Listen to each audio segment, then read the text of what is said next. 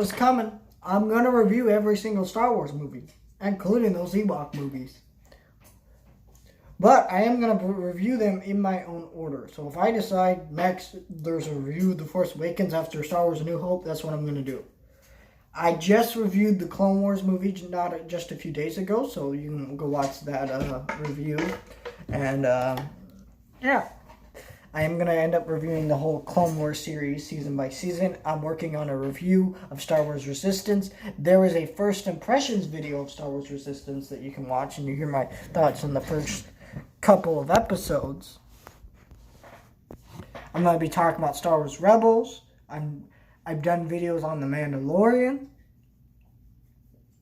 So, you know, there's videos on a lot of Star Wars content. I've done full collection videos on Star Wars.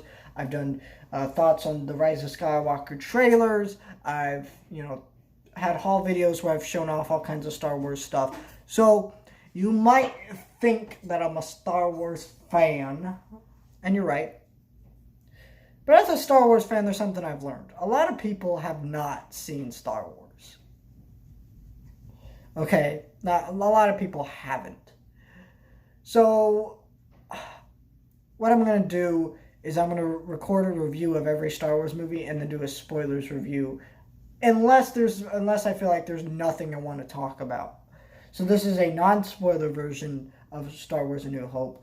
And one thing I should note is that I did watch the special edition version of A New Hope. Because, to be honest, there is no way I could watch the original versions. I do not own them. You cannot physically buy them on HD Blu-ray. And I think you can't own them on DVD, VHS. I don't know. I wasn't alive. I have seen the original versions before. I think we used to own them on VHS. I don't remember, but point is, I've seen the original versions, but this is one of those movies that I think is practically perfect. Now, it doesn't mean this movie's not flawless, because every movie has flaws, but this is the movie. This is like, so when I say a movie's perfect, I mean there isn't a flaw that's so major that it ruins anything, or that you could really point out and go, yeah, this thing sucks. There isn't any of that in this movie. This movie came out in 1997. There were no movies like Star Wars. There was no Batman movies besides Adam West Batman. The closest thing we had to a blockbuster movie was Jaws. And Jaws is a great movie. And it kicks off the blockbuster thing. But when they made this movie, George Lucas was very excited to make this movie. And 20th Century Fox thought this movie was going to be a financial dud. Nobody was going to go see this movie. So George Lucas actually sold the toy rights to Star Wars because 20th Century Fox thought this whole thing was going to be a mess. And you know how much those toys sold at Christmas time after this movie came out? So much so that they would literally have to sell people the box of the toy, not the figure, a box, and promise that they'll ship them out next year. Needless to say, Star Wars was a pretty financial hit, and it was not called Star Wars back when it came out. It was, but it was called Star Wars, not Star Wars A New Hope. We call it Star Wars A New Hope now because there are sequels. So when you talk about Star Wars as a franchise, there's multiple movies with the name Star Wars now, so you can't call it Star Wars. Nevertheless, this movie is great. It is a great introduction to the world. And it's, I feel like the best fictional worlds to me are the ones that you could tell that there's a world beyond what you're just watching. And there's so many hints with lines of dialogue that this world existed before what we're watching. Obi-Wan.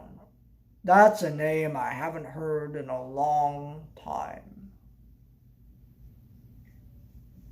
That line indicates so much about what goes on beyond this world. When he mentions Anakin Skywalker, there was no prequels. There was no backstory for Anakin Skywalker yet planned out. He doesn't mention Anakin Skywalker by name. Or did he? I'm losing my mind right now. Anyways, he basically does, whether he officially says his name or not. I can't remember. But I did rewatch it for this video, just in case you're wondering. I'm screwing up somehow. Anyways, the movie is great with that. So many lines indicate that this world, there's so much more to this world than what you're watching. If you hear that noise, I have kittens playing around in the background that we're babysitting, so they kind of have to be in here with the door closed. So that's going to be in every video from now on. And this is a very simple plot. It's a very well paced, simple plot. Where it's basically, the plot is there's a princess. She's kidnapped by the evil guys. And now the good guys have to go save the princess. That's it. Movie simple.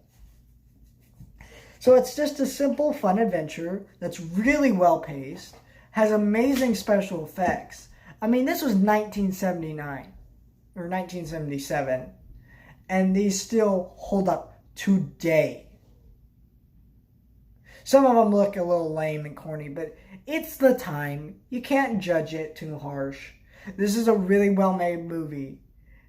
With the only flaw being that there's some pretty poor acting in this movie, especially from Carrie Fisher. But with everything else, does that even matter? No. And Carrie Fisher's acting isn't horrible. It's just not good. So, I mean, this movie is, like, amazing. And if this was your first introduction to the world, it's going to make you go, man, I want to see more of this world. And especially since you can tell that there is more to this world, just from simple lines of dialogue. It's just a great movie. And nevertheless, this movie was a big hit and not a flop like 20th Century Fox thought. So, they commissioned a sequel. So, we'll talk about that whenever I get around to watching that. So, like I said, I have plenty of Star Wars content on this channel that you can go watch. Check that out. I love Star Wars. And I love this movie.